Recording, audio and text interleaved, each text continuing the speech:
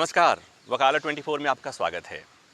हेमंत सोरेन को supreme court से बड़ी उम्मीदें रही होंगी, लेकिन उम्मीदें टूट गई। सुप्रीम कोर्ट ने हेमंत सोरेन की याचिका पर सुनवाई से इनकार कर दिया है। हेमंत सोरेन अपनी गिरफ्तारी को सुप्रीम कोर्ट में चुनौती दी थी और कल सुप्रीम कोर्ट से तत्काल सुनवाई की मांग की गई। मुख्य न्यायाधीश ने उनकी उस मांग को मान भी ली थी और आज सुनवाई होनी थी। जस्टिस संजीव खन्ना की बेंच के सामने मामला आया और जैसे ही मामला सुनवाई के लिए आया, जस्टिस संजीव खन्ना ने पहले ही सवाल पूछ लिया हेमंत सोरेन के बड़े वकीलों से, जिसमें कपिल सिब्बल और अभिषेक मनु सिंह भी शामिल थे, कि आप सीधे सुप्रीम कोर्ट क्यों आ गए, आप हाई कोर्ट क्यों नहीं गए।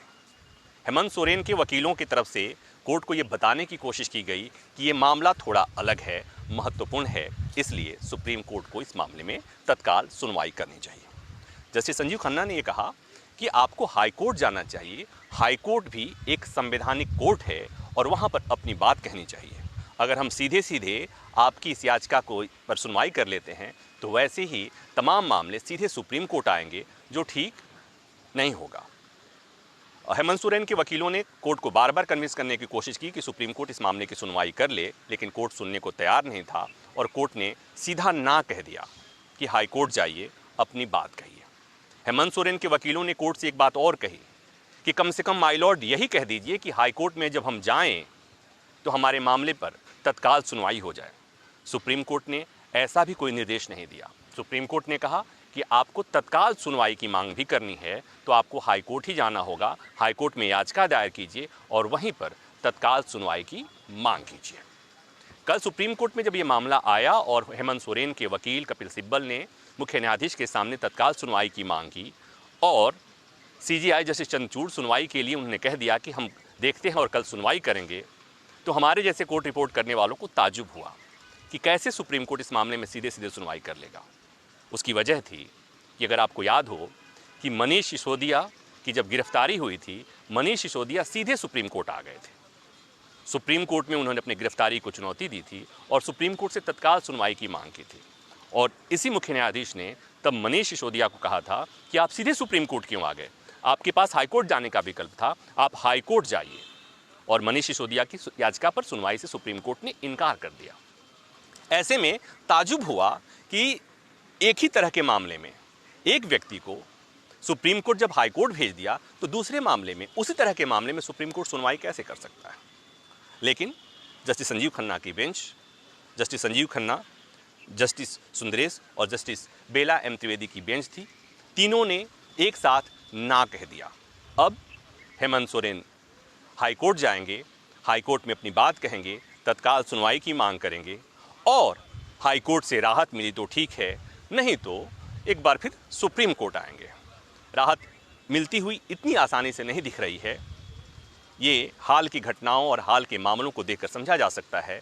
मामला चाहे मनीष सिसोदिया का हो, मामला चाहे संजय सिंह का हो, उनका हश्र क्या हो रहा है आप देख रहे हैं। आपको बाकी चीज़ें मालूम हैं कि हेमंत सोरेन ज़मीन घोटाले में का आरोप है, उन्होंने इस्तीफा दिया, उनकी गिरफ्तारी हुई और उस गिरफ्तारी को हेमंत सोरेन ने सुप्रीम कोर्ट में चुनौती दी। एक बात इसमें और मैं जोड़ दूं कि सुप्रीम कोर्ट आने के पहले हेमंत सोरेन हाई कोर्ट भी गए थे। हाई कोर्ट में उनकी याचिका लंबित थी, दूसरी याचिका सुप्रीम कोर्ट आ गई थी। जब सुप्रीम कोर्ट में याचिका आई तो उन्होंने हाई कोर्ट से अपनी याचिका वापस ले ली, ये कहकर कि सुप्रीम कोर्ट सुनेगा तो अच्छा रहेगा। तो ऐसे में अब दोबारा उनको हाई कोर्ट जाना होगा। हेमंत सोरेन ने जो याचिका लगाई थी सुप्रीम कोर्ट में या हाई कोर्ट में, उसमें उन्होंने कुछ गंभीर आरोप लगाए, मसलन कि ईडी ने जो गिरफ्तारी की है वो केंद्र सरकार के दबाव में मेलाफाइड इंटेंशन के साथ असंवैधानिक तरीके से गिरफ्तारी की है। जब भी कोई गिरफ्तारी होती है तो इस तरह की बातें, अपोजिशन के लीडर की कम से कम गिरफ्तारी होती है तो इस तरह का आरोप लगता है। यही बातें दिल्ली के मामले में भी हुई। और फिर मैं एक पैरेलल ड्रॉ करने की कोशिश कर रहा हूं कि हेमंत सोरेन के मामले में ईडी ने कई समन भेजे, 7 या 8 समन भेजे थे और हेमंत सोरेन ईडी के सामने पेश नहीं हो रहे थे और फाइनली पेश हुए और गिरफ्तारी हुई। दिल्ली के मामले में समझने की कोशिश कीजिए। दिल्ली में अरविंद केजरीवाल के खिलाफ भी आरोप है। शराब घोटाले के मामले में 5 बार ईडी ने समन भेजा है और 5 बार अरविंद केजरीवाल ने उस समन पर ईडी के सामने पूछताछ के ले जाने से इनकार कर दिया। आज भी जाना था, आज भी उन्होंने उनका इनकार किया।